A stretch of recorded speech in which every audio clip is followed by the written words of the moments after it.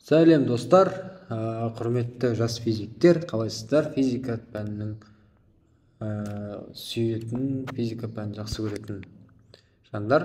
Бүгін мінекей сіздермен жылулық тепе теңдік, орныққан температура тақырыбында есептер шығарғалы жатырмын. Олай болса бастайық. Жалпы негізгі формат бойынша жылулық тепе теңдік деген не ол? Жалпы бізде мынандай бір ыдыс бар деп есептейік. Сол ыдыстың ішінде қандай да бір су бар. Сол су бар деп есептейік. Бұл судың температурасы біздің шамамен алғанда 40 градус деп есептейік. Енді бұл суды, давайте 40 градус демек, сәл азайтайық.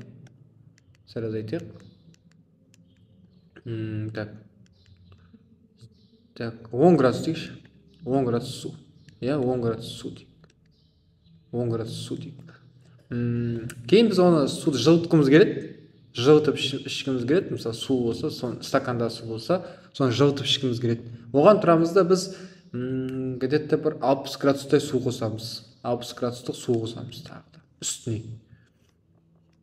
Екі араласады сулар.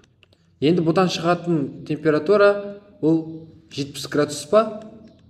Жоқ, 70 градус емес. Яғни 60-тан аз, 10-нан көп градус. Орныққан температура деген сол. Енді осы температураны табуға арналған формуланы көрсетсек. Жалпы осындай мағынасы. Енді ол жерде көп деген нәрселер бар. Қандай нәрсе бар? Мысалға, ыдыстың материалын есептейді. Болмаса ыдыстың көлеміне қарайды. Ішіне құятын судың көлемін қарайды, есептейді. Сондай нәрселер бар. Оның бәрін формула жүзінде жалпы шығаруға болады. Мынау тек қана жалпы ол жобасы былай айтқанда. Түсіндірмесіз да. Мағынасы жалпы. Неге ол формуланы қолданамыз деген сөздің мағынасы. Формула жалпы қандай? Негізгі формула мынандай Ө деген әріппен беріледі. Ө емес, негізі тета дейді көп жағдайда. Біз енді Ө дейміз. Өге ұқсаған Ө дейміз. Негізгі формуласы қандай? С1 М1 Т1 қосу С2 М2 Т2 қосу С3 М3 Т3. Бұл енді үшеуі болса да, үш түрлі нәрсе болса, сол кезде қолдануға болады. Екі болса, екеуін қолданып кете бересің. Бөлімінде М1 Т1 қосу М1 Т1 деп қойған. Т жоқ мұнда. Так, мұнда Т жоқ. Мұнда тек С бар. Так, С1 С2 М2 қосу С3 М3 деген формамен шығарамыз. Осы формула бізді бүгін сабақтың негізгі мағынасы осы формамен шығады бәрі. Осыған қатысты есептер шығарамыз. Ал олай болса есептерден бастайық. Сәттілік, бірінші есебімізден бастайық. Мінекей бірінші есепке келдік. Температурасы 20 градус, массасы 150 грамм шыны стақанға, температурасы 100 градус, массасы 200 грамм су құяды. Жылулық тепе теңдік орнайтын температура дейді. Мұнда енді формула, негіз формула мынау, басқа формула жоқ. С1 М1 Т1 С2 М2 Т2 қосу С3 М3 Т3. Жалпы негізі С-ның сыйымдылығы екен айтпаппын да. С сыйымдылық қой бізде. Сыйымдылық деп айтады оны. Так, мұнда Т1 жоқ. Тағы қателесіп, жаңағыда да қателесіп. Неге ондай тема алып тұр, мен де түсінбедім. Жарайды. С1 М1 С2 М2 қосу С3 М3. Осылай жалғастыра береді. Жарайды. Енді бізге жылулық тепе теңдік орнайтын формула деп мына Өні сұрап тұр, қасынан не сұрайды. Так, температурасы 20 градус болатын болса, бұл жерде бір нәрсені түсіну керек, балдар. Бастапқыда ыдыстың ішінде, шыны ыдыстың ішінде 20 градус не тұр? Су тұр. Онда ыдыстың да температурасы 20 градус. Соны ескеріңіздер. Мұнда бір температура бергенімен, ол екі нәрсеге қатысты. Біреуі ішіндегі суға қатысты, біреуі ол ыдыстыққа қатысты. Өйткені енді ыдыстың ішінде тұра берсе де ол не істейді? Қалай? Ол ыдыстың ішінде тұра берсе де, ыдысқа сол температура өтпей ма? Ыдысқа да ол температура өтеді. Түсіндіреді ме? Жарайды, ыдысқа өтетінін түсіндік. Енді онда біз Т1 деп отқанымызда 20 градус, Т2 деп отқанымызда 20 градус. Ал Т3 ол бізде 100 градус. Жарай ма? Соны ескеріңіздер. Болды онда. Енді С1 сірә 800 шынынікі, С2 4200, С3 де 4200. Неге? Өйткені бұл жерде қалай түсіндірсем болады? Бұл жерде жалпы алғанда қалай түсіндірсем болады? Өйткені С3 үстіне су құйып жатырық қой, судың үстіне су құйып жатырық та, сол үшін. Қалай түсіндірсем болады? Неге ұзақ ойландым, түсінбедім. Жарайды. Енді мұнда масса бар, шыны массасы 150 грамм, шыны стақанға температурасы 20 градус. Мұнда текст дұрыс емес, мен дұрыс оқымадым. Так, мұнда массасы 150 грамм шыны екен ғой, шынының ішінде су жоқ екен ғой. Шынының ішінде су жоқ. Онда бізде С3 деген жоқ. Мынады алмаймыз, керек емес бізге. Болды онда. Кеттік, Ө тең. Так, С1 800 көбейтілген. Цельсийдан кельвинге айналдыра ма деп сұрақ қояды. Жоқ, айналдырудың қажеті жоқ. Так, 0,15 көбейтілген 20 қосу 4200 көбейтілген 0,2 көбейтілген 100. Так, ары қарай астында бөлімінде 800 көбейтілген 0,15 қосылған. Так, 4200 көбейтілген 0,2. Осы ой керек. Енді калькулятормен шығарып жіберейін. Енді менде калькулятор экраннан шықпайды. Мен өзім қолмен есептеймін. Жарай ма? Оған түсіністікпен қарайсыздар. Так, бірінші көбейткенде 800-ді 0,15-ге 20-ға көбейткенде менен шығады екен 2400 шығады екен. 2400 шығады.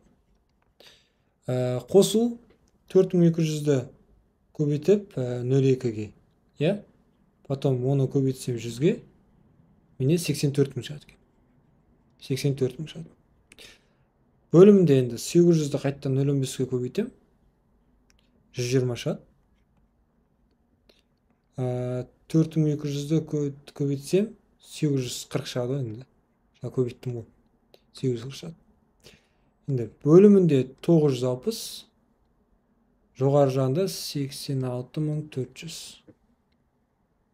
Так, 86400-ді бөлем 960-ға, менен 90 шығады. Жауабы 90. 90 градус. Мінекей де жауабы. Жалпы есебінде қатты қиын емес. Білсең, осылай шығарып кете беруге болады. Проблема жоқ есепте. Ары қарай екінші есеп шығарайық. Мұнан таза бет ашып кеткен ғой, типа сыймай атса, осындай жалғастырамын деп қайта слайдтан шығып кіріп жүрмей ақ қойыншы деген әңгіме ғой.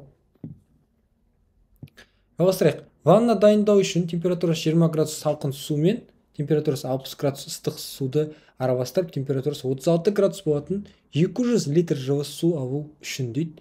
Қаншадан алам дейді. Типа ыстықтан қанша алам, суықтан қанша алам деген сияқты. Бұл енді сәл енді жұмыстанатын есеп. Мұнда М1 мен М2-ның қосындысы бар. Ең бастысы М1 мен М2-ның қосындысы ол бізде 200 литр. Соны ескерсек болғаны. Бұл енді біреулер енді масса суды, біреулер литрді енді көлем дейді, көлем ғой енді. Литр деген ол көлем. В 200 литр ғой енді. Бірақ соны масса ретінде жазсаң да болады. Неге? Оны дәлелдеп көрсеңіздерге. Мысалы масса, да? Масса ол қалай жазады? Робы ғой масса. Неге бөлшек салдым мен? Робы ғой. Мысалы робы. В бұл жерде метр куб болу керек. Мынаны метр кубқа айналдырсаң, мысалы, 1000-ға бөлесің. 0,2 болады. 0,2 метр куб болады. Ал судың тығыздығы қанша? Судың тығыздығы 1000 ғой. Ол 0,2-ге көбейтсең, қайтадан сол 200 шығады. Сонда судың массасы мен көлемі ол бірдей болады. Түсіндіре алдым ба? Осыны ұмытпаңыздар, өте жақсы ақпарат бұл. Жақсы, ары қарай. 200 килограмм деп жазып қойсаң да болады даже. Нормально шығады сонда. Енді бізде Т1 бар, Т2 бар, Т1 бар, Т2 бар и Ө бар. Бізде М1 мен М2 жоқ. Түсіндіре алдым ба? Так, формула бойынша форманы бірден орнына қойып кетемін. Уақытты созбай ақ қояйын. Форманың бәрін көрдіңдер ғой енді. 36 тең. Так, 4200 айтпақшы. 4200 берілмеген ана жерде. С 4200. Не үшін десеңдерші? Өйткені С бар қысқарып кетеді. Өйткені су ғой такта. Манағыдай шыны, анау деген ваннаның сыйымдылығы айтылмаған ғой жерде. Ол жерде тек қана ванна деп айтып кеткен. Сондықтан сына алмайсыңдар. Ол кезде давайте соны кішкене. Егер екеуі де су болып, сосын андай тығыздықтар берілмеген болса, онда оны пайдаланбайсың деген сөз ғой. Онда форма былай болады да. М1 Т1 М2 Т2 бөлімінде М1 М2 болады. Мынау енді саны жоқ қылып жібереді да, қысқартып жібереді. Бұл әрине ол новый форма емес. Бұл жерде С просто қысқарып кетті. Өйткені су ғой, тек суға су қосып болған. Енді ары қарай шығаратын болсақ, мынау өте оңай болды тіпті.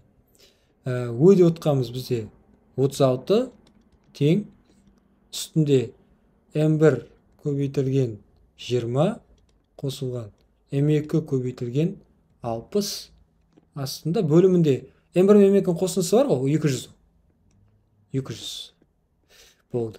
Тәтә светтің түсін ауыстырайыншы, әйтпесе көзге қызыл көп болып кетті уже. Так, енді 200-ді 36-ға көбейтем. 200 көбейтілген 36 тең 20 М1 қосылған 60 М2. Түсінікті ма? 60 М2. Мұнан бәрі 20-ға бөлсем болады. Енді математиканы қолданып кетейін жерде. Математиканы білем деген сияқты ма ғой. 20-ға бөлем мұнан бәрі. Түгел 20-ға бөлем. Сонда 20-ға бөлсем мұнан жерде 360 қалады. Мұнда М1 қалады. Мұнда 3 қалады. 3 М2 болды. И потом математика қолданасың мұнда. Без математика қиын болады. Так, ол қалай? Болады. М1 тең 200 азайтылған М2 дейсің ғой. Қараң. Соны мына М1-дің орнына келіп қоямын. Түсіндірдің ба? Бәрін бір беттен қылсам, мән осы жерге сыйдырып көрейінші қазір. Так, 360 тең 200 принтер қосылып отыр. 200 азайтылған М2, типа М1-дің орнына қойды. Қосу 3 М2. Сонда мына жерде 2 М2 қалады ғой. 200 мына жаққа өтіп кетсе 160 қалады. 160 тең 2 М2. М2 тең сонда 80-ге. Көрдің ме? М2 80-ге тең. Онда М1 120-ға тең ғой. Ответ сонда не ғой? 120 литр суық су, 80 литр ыстық су. Болды. Есеп шықты. Түсіндір алдың ба? Да, маша. Жалғастырайық. Ноты таза бет енді. Үшінші есеп. Массасы 0,12 килограмм жез калориметрдің ішінде массасы 0,12 килограмм. Температурасы 16 градус су бар. Осы калориметрге массасы 0,15 килограмм. Температурасы 100 градус дене салынды. Мұнда су емес, дене салынды. Сонда судың температурасы 22 градус болса, калориметрге салынған дененің меншікті сыйымдылығы. Мынау типа орныққан температура 22 градус. Өйткені судың температурасы басында 16 болып тұрып, кейін 22 болып кеткені, значит, ішіне салынған да бір нәрсе салынған. Ол мына 100 градус. Сосын жезді ұмытпаңдар. Неге өткен жездің жерде бір сыйымдылығы бар. Калометр салынған дененің калориметр жез. Осы калориметр. Значит, бізде 3 дене бар. Түсіндір алдың ба? 3 дене. Жарайды, бастайық. Қалай бар 3 дене? Так, орныққан температура Ö бар. Формуланы жазайын ба, жазбайын ба? Жаза берейін ба, қайта. Жазбай ақ қояйын, жалпы формуланы қайта жарайын ба? Неге өткені білеміз ғой, сара көрдік бір көрдік болсын. Бірден тек орнына қойып өтіп деген сияқты. Или түрлендіріп алайын ба? Мұнда бар ғой, батыр, түрлендіріп алу өте ұзақ болып кетеді. Неге өткені бізге С3-ті табу керек қой? С3-ті. С3 табу үшін андай типа біреуінен шығарып, біреуіне апарып керек емес. Математикалық тұрғыда орындарына қойып шығарып тастайық. Математикалық тұрғыда. Да? кабай математикалык тургуда. Мисалы 22 градус да, берилгенде 22 градус соңғы градус ол кезде. Тең. Айтпақшы мына жерде бір жездің калориметрдің температурасы да 16. Ішіндегі судың да температурасы 16. Жаңа бір осыдан алдын видеода айттым ғой. Осыдан алдыңғы есепте айттым ғой. Екеуі де типа температура бірдей болады. Енді судың ішінде жез калориметр ыдыстың ішінде су тұр ғой енді. Бір ыдыс бар. Жез калориметрна. Ішінде су бар. Судың температурасы қандай болса, ыдыстың да температурасы сондай болады біраздан кейін. Значит, екеуінде бірдей температура деген сөз. Онда ана жерде бүйтіп жаза аламыз. Жездікі енді жезден бастайық бірінші калориметрден. 380 көбейтілген массасы 0,12 оның. 0,12 килограмм жез калориметр ішінде массасы 0,2 килограмм су бар. Енді оның массасы 0,12. Көбейтілген оның температурасы 16. Қосу. Так, кім бар ана жерде? Екіншісінде 0,2 килограмм су бар. Ол енді 4200 көбейтілген 0,2 көбейтілген 16 ода. Қосу жаңағы с3 көбейтілген 0,15 көбейтілген 100. Экранға сетті көрейін. Бөлімде 380 көбейтілген 0,2 қосу 4200 көбейтілген 0,2 қосу с3 көбейтілген 0,15. Тұрамда мынаның астында бөлімде тұрған заттың бәрін аламын да 22-ге қарай пропорциялық тұрғыда көбейтіп жіберем. Бірақ алдымен 22-ге көбейтпестен бұрын мен ішіндегілердің кішкене қотте болса да ақшамды алайын. Жарайды, мен калькулятормен қолымда тұр. Экранға шығарып бере алмаймын. Енді 380 көбейтілген 0,2. 45-те 6. 45 бүтін оннан 6 шығады екен. Сенбесіңдер, өзің көбейтіп көрсеңдер болады. 4200-ді 0,2-ге көбейтсек 840 шығады. Қосу енді 0,15 с3 болады. Тең. Үстінде 3800-ді 0,2-ге көбейтіп, оны 16-ға көбейтем. Сонда 729-да 6 болады. Қосылған. 4200-ді 0,2-ге көбейтіп, оны 16-ға көбейтем.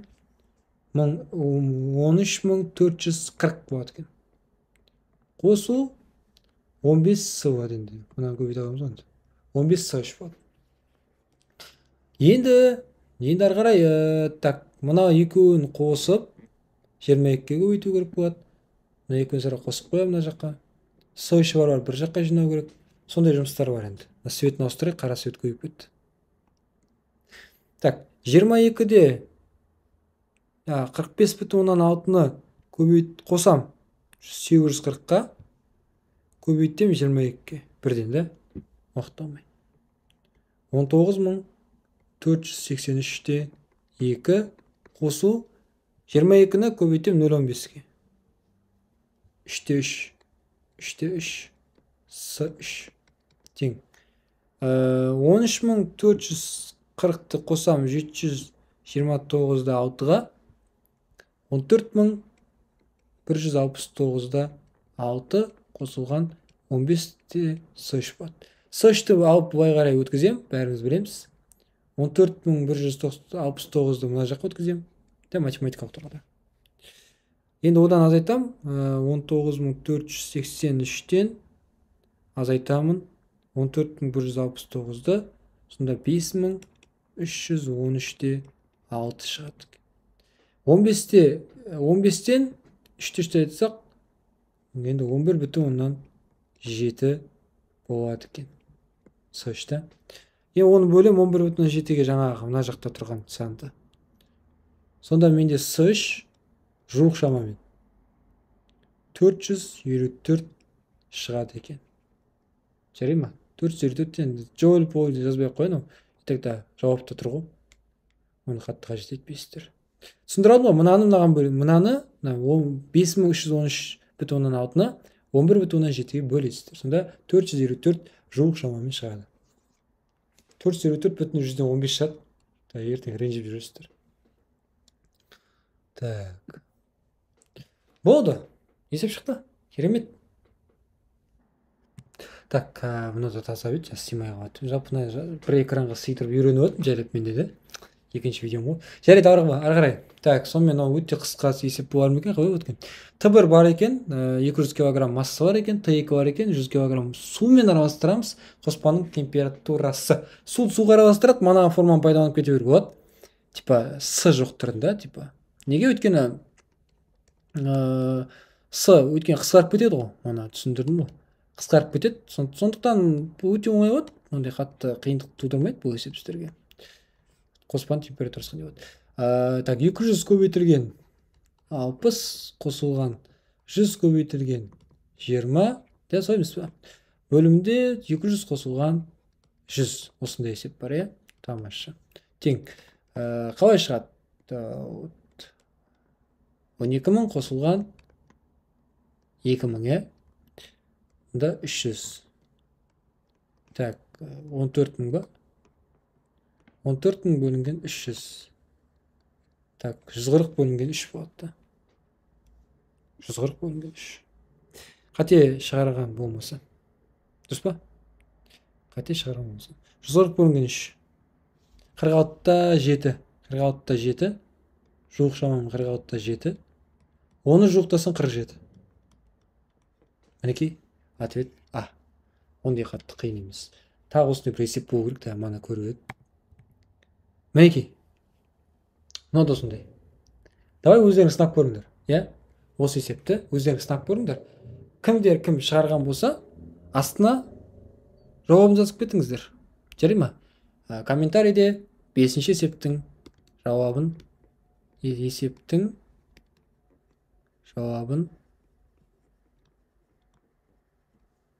күтемін. Окей? Міне, күтемін. Кім дұрыс табады, соны келесі видеода белгілеп саламын. Жақсы, ары қарай. 6-шы есеп. Массасы 0,1 килограмм, температурасы 20 градус кесеге, массасы 0,2 килограмм қайнап тұрған су құйылды. Сонда кеседегі судың температурасы 93 градус болды. Кесе затының меншікті сыйымдылығы, кесенің сыйымдылығын табу керек. Манағыдай шығады. Бұнда енді бірақ екі зат тек қана. Біреу кесе, біреуі су. Да? Кесе, су. Су. Бірақ бар ғой, мына жерде бағдар бір қызық болып тұр. Қайнап тұрған су деген бір текст бар тек қана. Ол не? Ол қайнап тұрған су қанша градуста қайнайды су жалпы? Су бізде 100 градуста қайнайды. Сондықтан біздің судың температурасы жоқ деп ойламаңыздар. Судың температурасы бар. Ол 100-ге тең. Ал 93 деген не? 93 екеуінің орныққан температурасы. Орныққан температура. Я, бізде. Ой, отыз бірден тек орнына қойып кете берейін. 93 тең. 93 тең. Так, бірінші кеседен бастаймыз. Кесенің сыйымдылығы жоқ бізде. С1 көбейтілген. Массасы бар 0,1. Одан кейін оның температурасы бар 20 градус. Қосу 4200, көбейту 0,2, көбейту 100 градус. Қайдан алдың жоламан ағай 100 градус десеңіздер, ол қайнап тұрған судың температурасы. Ары қарай, төменгі бөлігінде С1 көбейтілген 0,1 қосылған 4200 көбейтілген 0,2. Мына бөлікті мен аламда бірден 93-ке қарай көбейтіп жібереміз. Солай емес па? Онда 93, да? Так, 0,1 С1 қосу 840. Окей. Тең. Мұнау 2 С1 жоғары жақ, мына жақта айтып отыр. Мұнау деп мынаны айтып отыр. Мына жерде айтып отыр. Жер. Ол қосылған 8400 ба? Жоқ. 8000, жоқ 84 мың. Жақсы. 93-те 0,1 С1-ге көбейтсек 9,3 С1 қосылған. Ең бұл жерде калькулятор керек, маған 840-ті көбейтем 93-ге. 78120. Тең. 2 С1 қосылған 84 мың. Так, 2 С1-ді математикалық тұрғыда 2 С1-ді мен аламын да мына жаққа өткізіп жіберемін. 78,120-ны мына жаққа өткізіп жіберемін. Сонда менде 9,3 С1-ден азайтсам С1-ді. Онда менен 7,3 С1 болады да. Ал мына 84 мыңнан азайтсам 5880 болады. С1 тең 5880-ді 7,3-ке бөлсем 805 болады. Ответ 805 жуық шамамен. Керемет. Мынау бізде енді шыққан есеп болды. Жалғастырайық. Есебіміздің 7-ші есепке қарай өтейік. Түсінді деп ойлаймын жалпы сіздерді. 7-ші есеп.